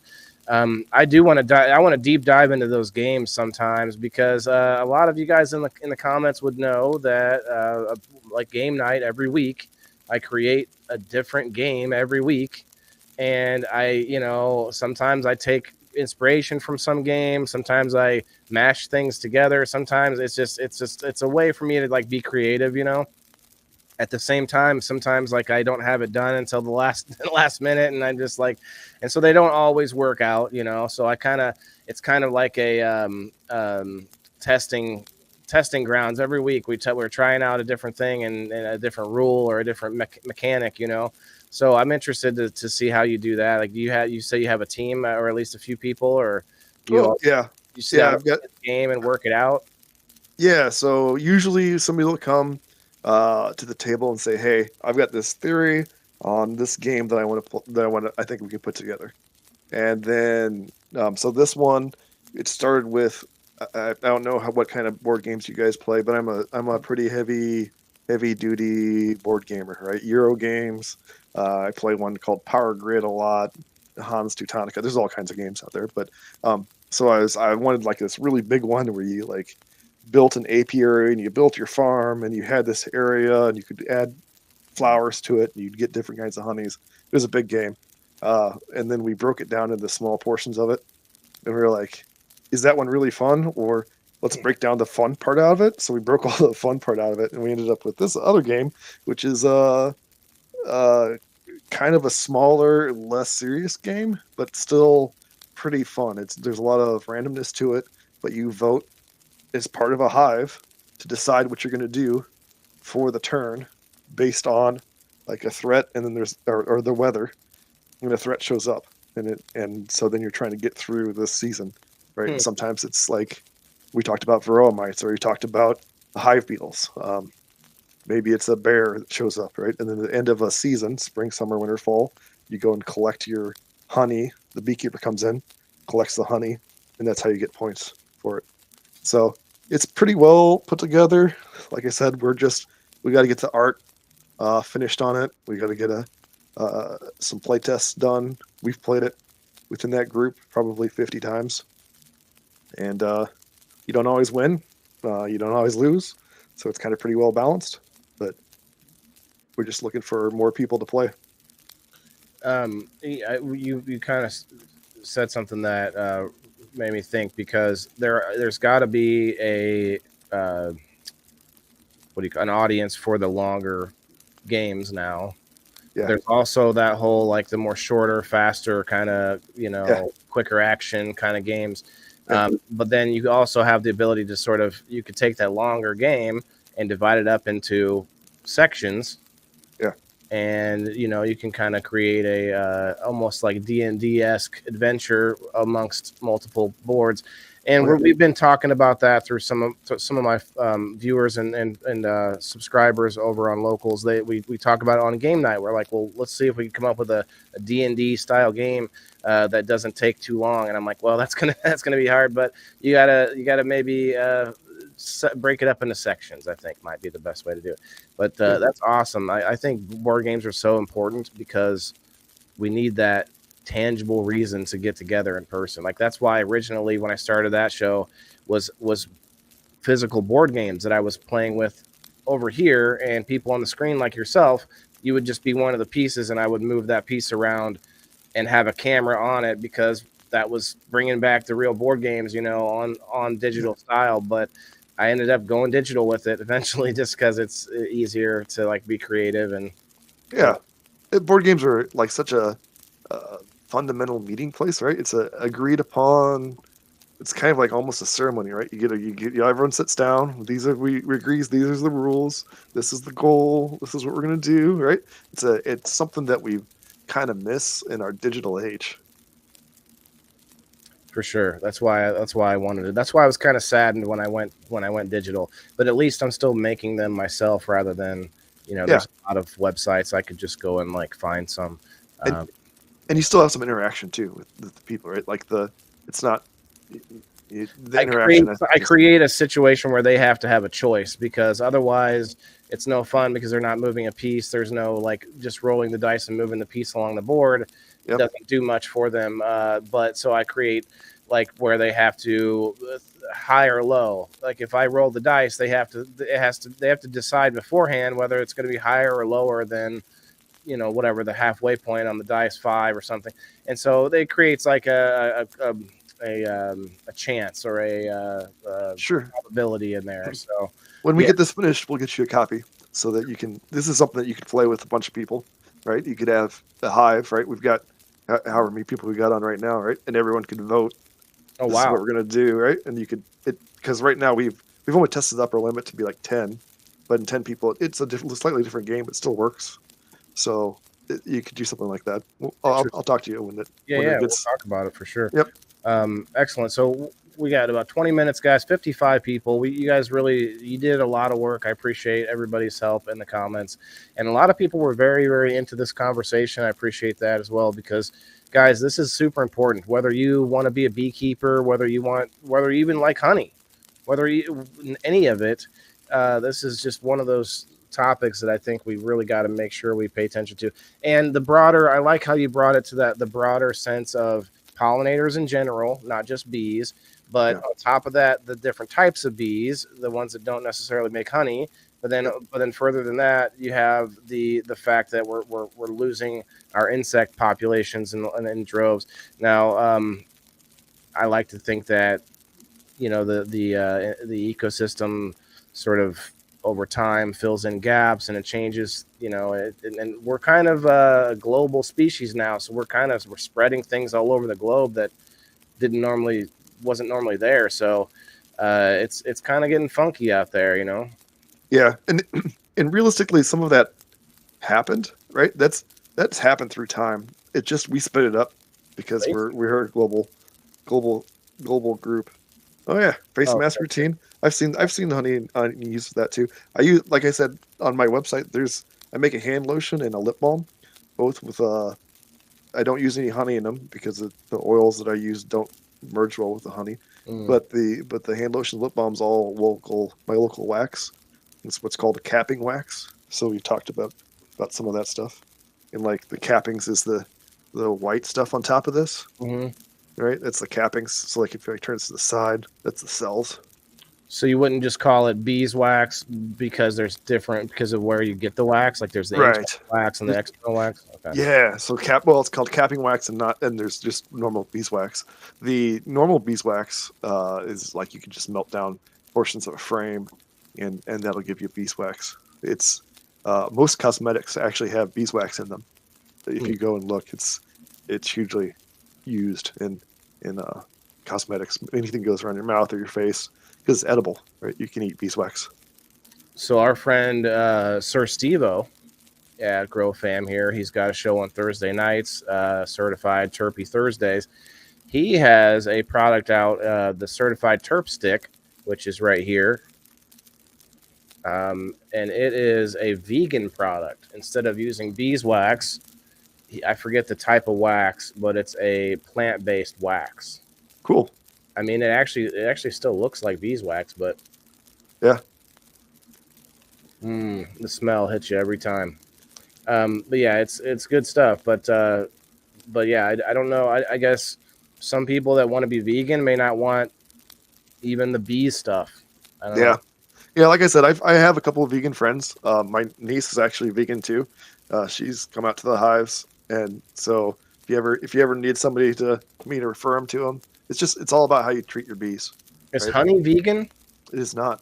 I mean, it's an animal based product, right? I mean, but it just comes back out of their belly. Like it's not technically animal based product. Yeah, I guess. Well, interesting. But yeah, awesome guys. Well, let's get this first spin going. If you want to get on this wheel, you just have to like and share the video. Tell me you did so in the comments, and we'll get this going here. I guess we'll do the honey first. Sure. You said it's a pound, right? It's 1 pound of. It's called Tahonal, TAHO. Yeah, TAHONAL, Tahonal honey. It's from their group there. The Mayans there have a place called Maya Mu'uk, which is Mayan strong. That's Mayan for Mu'uk is strength. So that'll go out to. I'll ship it to you I'll cover the shipping and everything for it. Awesome. Wow, that's awesome because it's not light, well, I mean, it's exactly a pound, right? But Dee, if you want in, just gotta hit that button, bro. We're trying that. We're gonna double the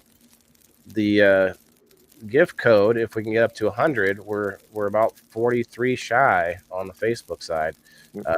Honey, let's go. I'll take it. Justin says, heck yeah. We talked we talked about flavors, right? Like the flavors of honey. So that's going to be like a South American honey. So it's got a real what they call a vegetal flavor to it. So it's really interesting. It's a unique one. You won't get it. They just don't usually sell it. It's really hard to get. You got to go to the inland portion of where the Mayans are that harvest it to get it. Geez, Steven, I got you, bro, but that last name, I got to go back and forth a couple times to get that down. McClendinger.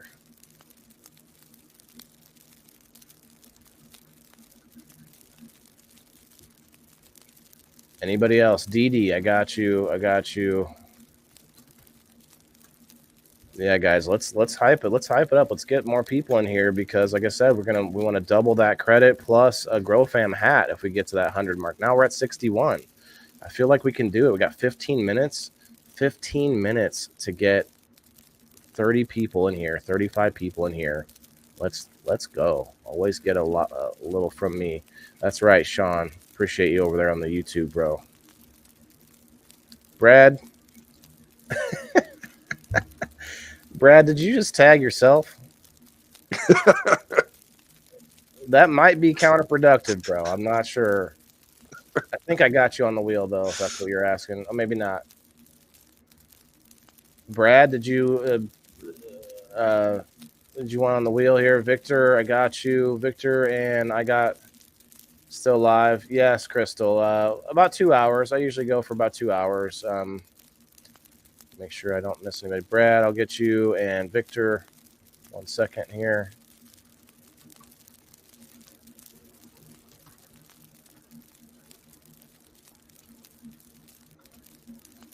I think I spelled that right.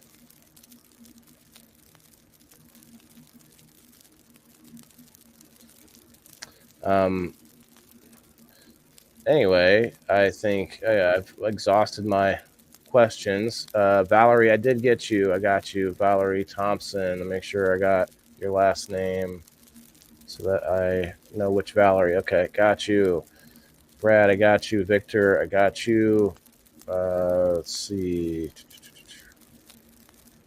Jess, I think you're on there. Let me make sure got you on there.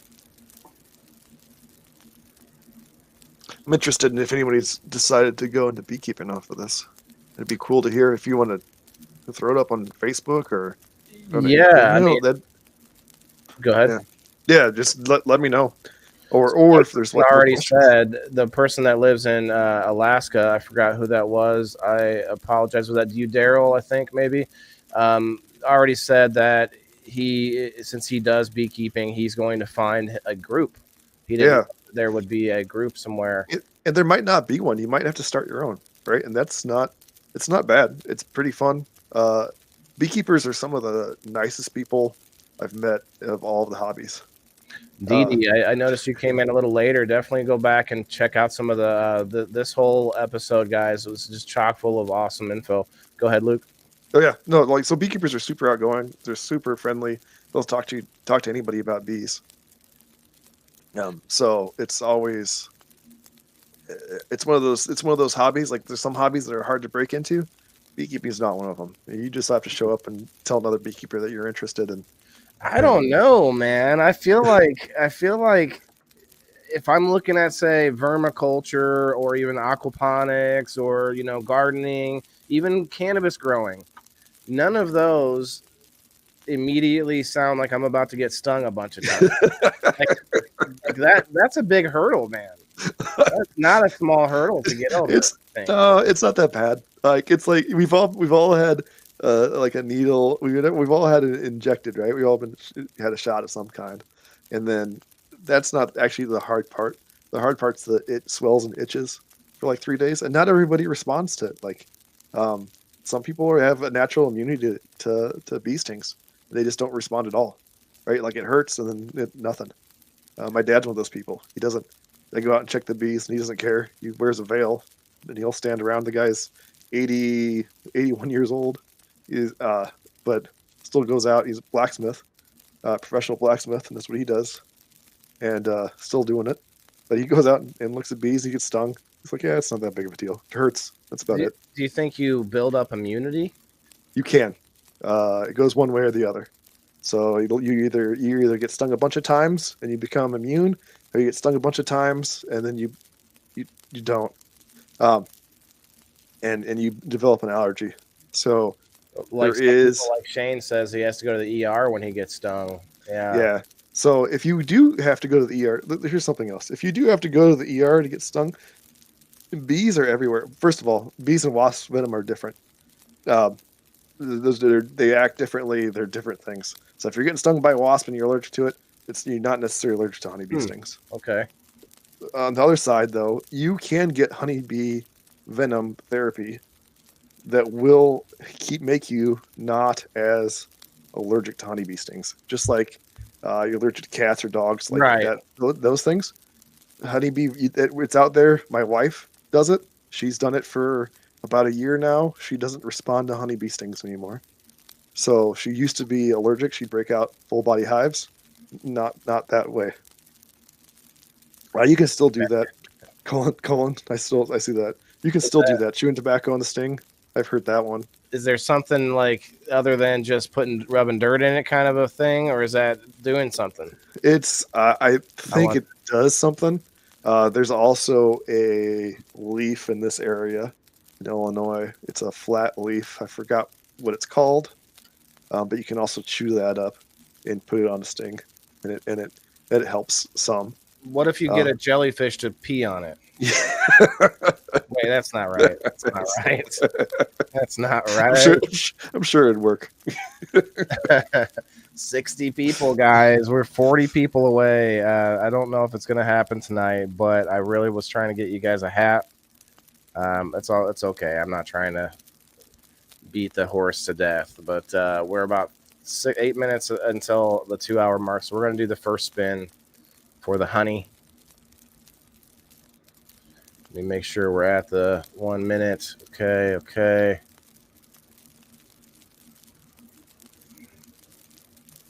Good luck, everybody. Thank you for the help. Sharing this out really does mean a lot. I think I'm probably going to share it to some groups tomorrow.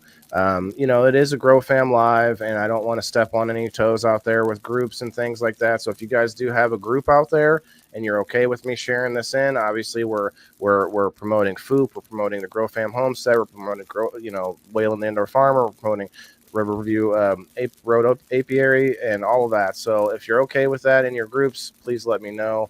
I'm trying to be, diplomatic about it and such. So good luck, everybody. This is for the 1 pound of Mayan honey straight from South America. It's crazy. Now, they say local honey is good for your immunities and things like that, but this honey is a different thing altogether. I mean, I can't imagine, it's probably tastes different and everything. Didn't you say there? So go ahead. It has a vegetal taste to this one. So there's a huge, on my website, there's a honey tasting wheel on there that'll help you decide right there. For instance, there's fall honey here that tastes like barnyard, right? Like a barnyard smells. That's the taste of it, right? And so some people really like it, but it's not my cup of tea. Interesting. That doesn't sound like it would be mine for sure. Here in Illinois filter on the YouTube. I apologize. I'm just seeing that. I'll get you on for the second one here. We got another. Oh yeah, Shane. Shane Mundy. I'm not sure what group is yours, brother. Let me know what your group is, and I'll try to remember that. It's hard to remember all of them. But Terry Breiler, guess what, guys? He doesn't even have to be here because Terry is a subscriber. I know he's here because he loves the content and he is one of the fans. But he doesn't have to be here because he has Hash and Dash immunities from me, from the locals community, guys. Go join it. I keep losing people for some reason. I guess it's up and down. But really trying to build that off-site, that little home base away from all the mainstream stuff, away from the trolls, away from the ads and spam and all that. And so, yeah, go check it out, theindoorfarmer.locals.com. But Terry, bro, we're going to get your info hooked up to Luke here to get you some awesome honey.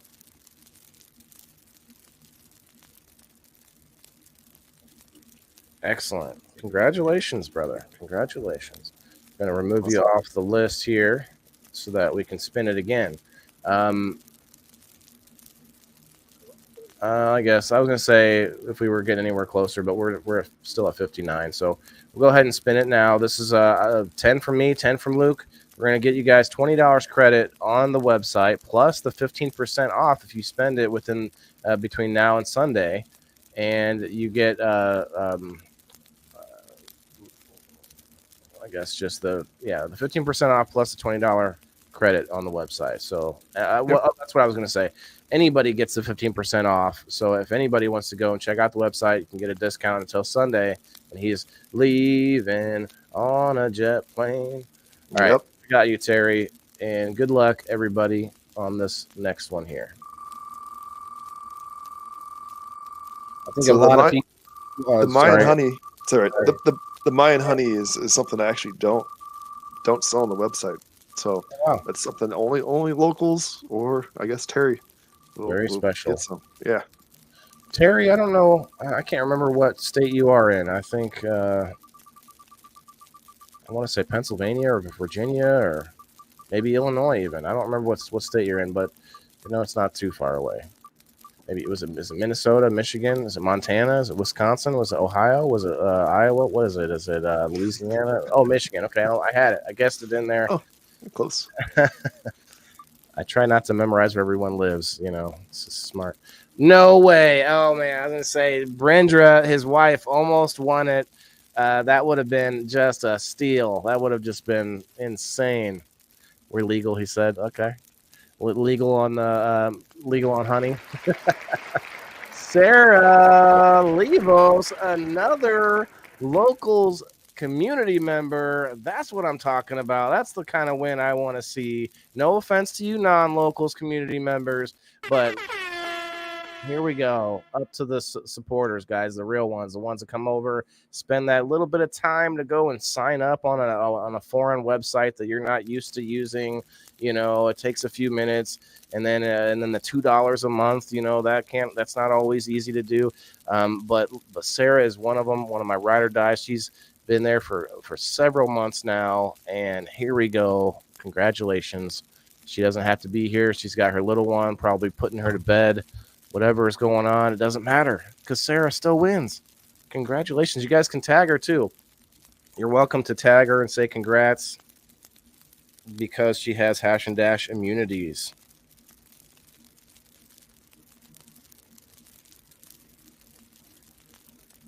It's awesome. Congratulations. Yeah, she's got a little girl that I feel like this honey is going to be, if she buys honey off the website, I guess, would be really good. I think she's here. I didn't see her, but it doesn't matter. Locals members up in here. That's right. Trying to hype it up, you guys. I mean, I've already we know how valuable it is, but for some reason, I think I'm pushing it too much or something. I don't know. Sarah, LOL. That's the first thing I saw of you. LOL. What do you mean? She's here. I didn't see nothing from her back here. I'm looking. Nope, nothing.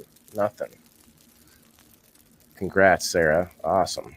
But yeah, I'm hoping to. I'm gonna be out there with it, brother. We're gonna talk, and we're gonna be maybe doing some things, some collaborations and stuff. I'm excited. I think that's one reason I do the show on Tuesdays is why we met. Is I go out to these events, I go out to other businesses, and I really want to break into going to farms, and it's a separate thing, and going out and just showcasing farmers and beekeepers and whatever it is, mushroom growers, hunters, the whole gambit, the Joe Rogan for sustainability. That's what we need out there, Think about the late night talk shows, and really, what are they doing? They're dressing up politics with comedy and music and glitz and celebrities, right?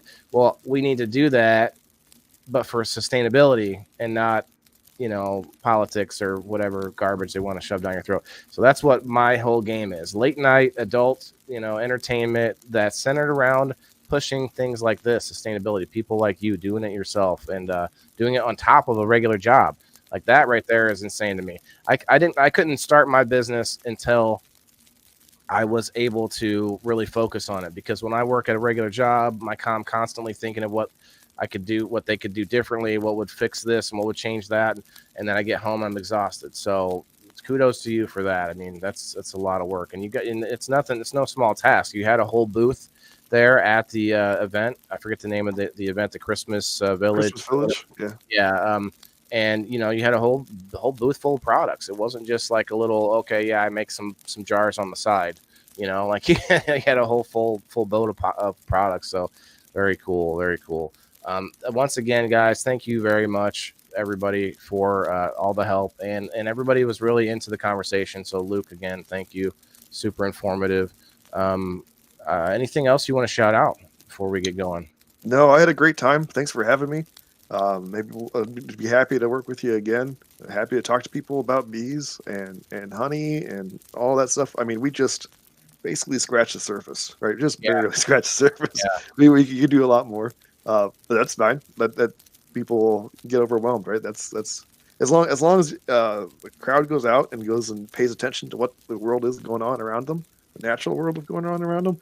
And we made it as a huge win. I count that as a win. Don't just swat them. Don't just want to hurt them when you see them. I never did ask you this. Do you grow anything else? Do you grow? Do you do? So I have a garden. As far as that goes, but it's just like for our family, Sure. Right? So a small garden. Still, that's huge. Yeah. So we do tomatoes and cucumbers and flowers and strawberries and peppers. It depends on how I feel for the year, but yeah, like so and then I have flower beds and then some herb gardens for cooking. Mint, and I mean, mint's easy to grow. Anybody can grow mint. It's a weed. I actually, you know what, I have to disagree with you. Mint is easy to grow, but it's not easy to handle if you are not prepared. That's true, especially if you have it growing near other things. Yeah, it'll take over. It goes insane, especially I have it inside with like clay pebble grow beds, and it just starts going everywhere. Yeah, and then I have a couple of indoor grow lights too. I hear a noise. I don't know if that's something in my room here, a fan, or I don't know. It's weird. I'm hearing like a buzzing noise now. No pun intended. Seriously, no pun intended. But yeah, if you want to stick around for a few minutes, Luke, we'll talk after we get off the live. But sure. Guys, I totally meant to do this. I should have already played the awesome Foop commercial. So let's play that quick commercial, and then we'll get out of here, guys. Thanks again for everybody's help. Appreciate you.